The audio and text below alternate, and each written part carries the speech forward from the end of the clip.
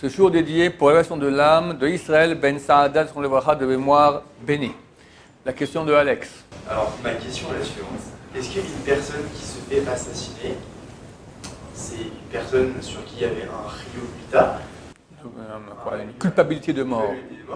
ou c'est que... Ce moment est arrivé. Exactement, ce moment est arrivé. Non, alors c'est clair que son moment est arrivé. Il y avait l'auteur du Shulchan Aruch, le Bet Yosef, d'accord, Rabbi Yosef Karo. Il priait pour mériter de mourir assassiné à Kiddush Hashem. Parce que tu vas mourir tout dans un beau jour. Au lieu de mourir bêtement dans ton lit, au moins que tu meurs assassiné, c'est pas agréable. Et j'avoue que j'ai jamais prié pour une chose pareille, d'accord, il faut du courage pour ça. Mais du point de vue, si tu en as les sentiments, du point de vue rationnel complet, tu dois mourir de toute façon. Alors, ou mourir bêtement dans ton lit, ou mourir... De toute façon, dans les deux cas, tu meurs, d'accord? Alors, quand quelqu'un, il est tué parce qu'il est juif, ça s'appelle mourir al Kiddush Hashem, et il arrive à des niveaux extraordinaires. Le Rambam écrit, il n'y a pas de plus haut niveau que cela. On raconte sur le élève du Chafetz Chaim, le Rabbi Han Wasserman, qu'un jour il rentre chez le Chafetz Chaim, et il sort avec tout un état second, comme ça, euphorique. Alors le Shamash, le secrétaire, dit « Mais qu'est-ce qui se passe ?»« Non, je ne peux pas te raconter. » Il ne fallait pas dire ça, d'accord? Quoi? Raconte-moi. À la fin, bon, mais tu dis ça à personne. Bon, on laisse ça aujourd'hui, c'est ça, donc il a quand même parlé. Le Chafetz Chaim m'a dit que j'aurais le mérite de mourir al Kiddush Hashem. Que je mourrais tué par les goïms en tant que juif. Effectivement, il a été attrapé par les nazis en juillet 1941 dans le ghetto de Kovno, c'est à Vilna, et il a été assassiné, il a été fusillé. D'accord, mais il savait déjà, il était euphorique. Nous, on dit ça, on ne sera pas trop euphorique, d'accord? On préfère dormir dans son lit tranquillement, avec la famille autour, dire Shema Israël, et bye bye, et voilà. Bon, parce qu'on est sentimental, mais du point de vue rationnel, total, donc le moment est venu. Le type, il devait mourir de toute façon. Alors, quelqu'un qui est assassiné, alors, ça c'est d'après tous les commentateurs, à part le Zohar. Le Zohar, le Hacham Akadosh, il le ramène aussi. Il dit comme ça. C'est les seuls qui disent cela. Attends, qui a raison? On ne sait pas. Divergence d'opinion. Mais tous les autres disent autrement. Le Zohar que ramène le Hacham Akadosh, il dit comme ça. Il dit que pourquoi Rouven, il a dit à ses frères, sortez. Il a dit pourquoi tuer Yosef? Viens, mettons-le dans le trou. Si il est coupable de mort, Dieu enverra des serpents et des scorpions, il sera tué. S'il n'est pas coupable de mort, alors pourquoi sera sur nous? Pourquoi nous salir les mains? Et ils l'ont mis là-bas. Et effectivement, il a survécu. Maintenant, si tu dis que même si maintenant on le juge faussement, les frères avaient tort de l'accuser, d'accord? Il y avait toutes sortes de griefs d'accusation pour lesquels ils ont jugé de façon soi-disant éthique et droite qu'il méritait la mort. Si, d'après tous les décisionnaires, que sachant que maintenant tu le tues ou tu le mets dans le trou, de toute façon, si tu le tues, c'est Dieu aussi qui a voulu. Il n'y a pas de différence entre le serpent, le scorpion qui va le tuer ou la main humaine. Le Zohar dit non, parce que la main humaine peut tuer de façon fausse, qui ne méritait pas la mort. Ça, c'est le Zohar qui dit comme ça, mais c'est le seul qui dit, et ça pose beaucoup de problèmes, d'accord, c'est dur, voilà. Mais tous les autres disent impossible, impossible que quelqu'un meure si Dieu n'a pas voulu qu'il meure. Alors son heure est arrivée. On raconte comme ça en blaguant, on raconte que lorsque Dieu a créé le monde, il a créé tous les anges, il a donné à chacun, toi tu vas faire les zivougim entre les gens, toi tu vas faire que les gens vont grandir, toi tu vas guérir, toi tu es l'ange de la mort. Ah, c'est casse-pied, c'est pas sympa, tout le monde ils vont tous aller, m'accuser sans cesse, ils vont jamais t'accuser. Ils vont dire c'est un accident de voiture, c'est le médecin qui n'a rien compris, qui l'a mal soigné, c'est un assassin qui est venu, c'est un attentat. Ils ne vont jamais dire c'est l'ange de la mort. C'est vrai qu'on dit l'ange de la mort. Et pourtant c'est la réalité. Dieu envoie l'ange, voilà, alors c'est comme ci, comme ça, peu importe.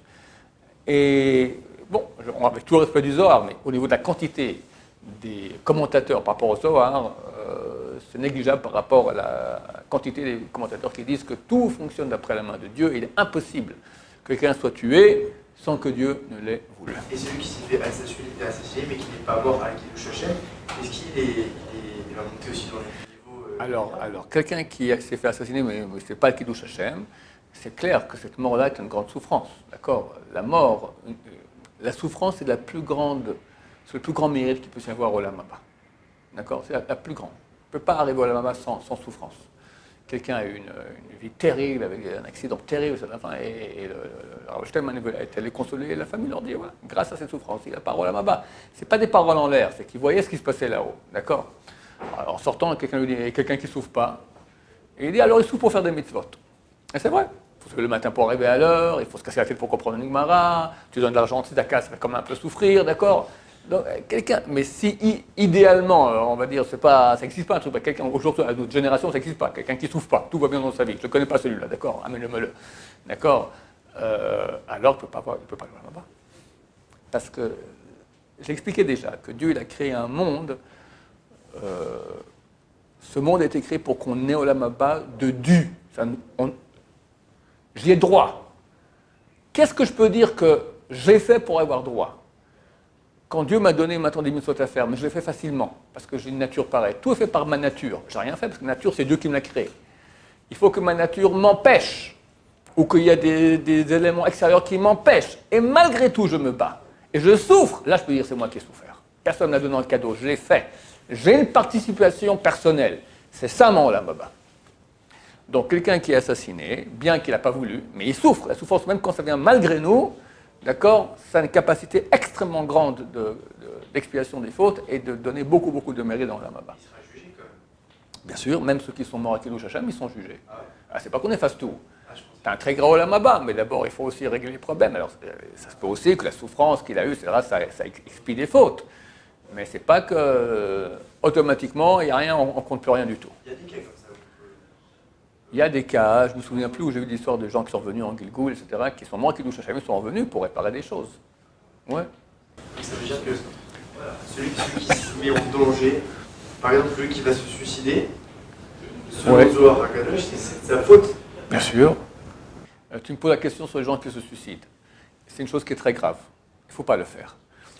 La logique des choses est la suivante. Quelqu'un se suicide parce qu'il souffre. Maintenant, c'est évident que la souffrance vient de Dieu. Donc tu veux échapper à Dieu, et tu crois que quand tu meurs, tu vas lui échapper. C'est impossible. C'est impossible. Donc c'est un faux calcul. Prends des cachets, tiens le coup, mais pas se suicider, il ne faut pas. Oui. L'épidémie quoi? L'épidémie, il y a une épidémie avant, et tout le monde, le HDSRA, il doit prendre un nombre, un tel de morts. Oui. Il y en a d'autres, il y en a beaucoup plus qui sont morts. Oui. C'est possible. Oui. Les Dieu, ils sont morts de peur. Oui. Ah, c'est de leur faute? Bien sûr. C'est terrible. Non, c'est une partie. Regarde, il y a une mitzvah d'avoir confiance en Dieu, de ne pas rentrer en panique. Si quelqu'un maintenant il rentre en situation de panique, d'accord, et il crée des toxines en lui, et à cause de ça il tombe malade ou en déprime, bien sûr qu'il est en tout cas partiellement fautif. On peut dire que ce n'est pas lui qui a amené la situation qui réveillait son angoisse, mais il devait maîtriser. Hachem nous demande, dans toute situation, d'arriver à faire un travail de pensée, de calme, rester calme, d'avoir confiance en Hachem, etc. C'est quoi le travail pour avoir une expérience, pour renforcer notre... Il faut verbaliser beaucoup. Il y a un principe qui s'appelle Moar Shalit à la lèvre. L'esprit, il est maître du cœur. Maintenant, toutes les angoisses qui viennent, l'imagination, les trucs, ça vient du cœur. Avec des phrases intelligentes qui viennent de la raison, si possible des phrases de Torah, d'accord? Dire Hachem m'aime, Hachem ne me lâche pas, Hachem gère complètement, Hachem me protège. Personne ne peut me faire si Hachem ne veut pas et Hachem il m'aime. Tu répètes ça sans cesse. Tu calmes le cœur. Le cœur, au bout d'un moment, il se la ferme. Mais il faut faire le travail. Les gens ne font pas le travail. Ils vivent l'angoisse, ils vivent le truc. Et c'est un délire, mais des délires. On va voir le psy lui donne des cachets. Et le travail est fait, il n'est pas fait.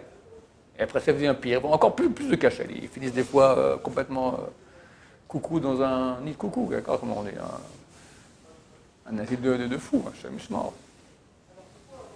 Alors qu'à la base, c'était tout à fait soignable, par un travail de pensée. Il y a un livre qui est écrit par le Rambam, c'est Shmone Prakim la Rambam, et ça a été traduit en français, ils ont appelé ça guérir par la pensée. Et c'est certain que ça marche. Il y a des gens que je connais qui travaillent, c'est leur job, d'accord, de coacher les gens, avec des paroles sur Hachem, etc. On a vu des miracles. Des miracles. On peut dire des miracles. Des trucs que la médecine disait, on ne peut rien faire. Grand professeur de psychiatrie qui a appelé une de ces personnes pour dire comment vous avez fait. D'accord? Avec Hachem. Avec Hachem. Mais Hachem, il faut l'amener, travailler, et le corps, il se raisonne. Et c'est ce que Dieu nous demande. Toute la vie, c'est des problèmes. Toute la vie est de quoi angoisser, être triste. La vie n'est pas facile. Hein. Comme je disais à ma femme dernièrement, chaque matin, on doit ajuster bien ici la tête sur le cou parce qu'on ne sait pas quel coup de poing on va lancer dans la journée que le punching ball. D'accord? Surtout maintenant, à la fin des temps. C'est la fin, c'est le règlement de compte, c'est terminé. Tout le monde sait. C'est marqué à la fin des temps, Dieu va prendre une corde et va secouer très très fort. Il faudrait rester accroché. C'est très difficile. Pour tout le monde, c'est très difficile. Je vois autour de moi tout ce que je vois. C'est phénoménal. Comment on fait ça? Il faut raisonner. Et avec la raison, calmer le corps. Calmer la tristesse. Il n'y a pas de raison d'être triste dans la vie. Calmer l'angoisse. Calmer c'est tout. Aujourd'hui, tristesse, angoisse, panique, pression, etc. Tout ça avec des paroles sans cesse. Et on a des résultats. Simplement, il faut faire le travail. Baruch Adonai, l'olam, amen, amen.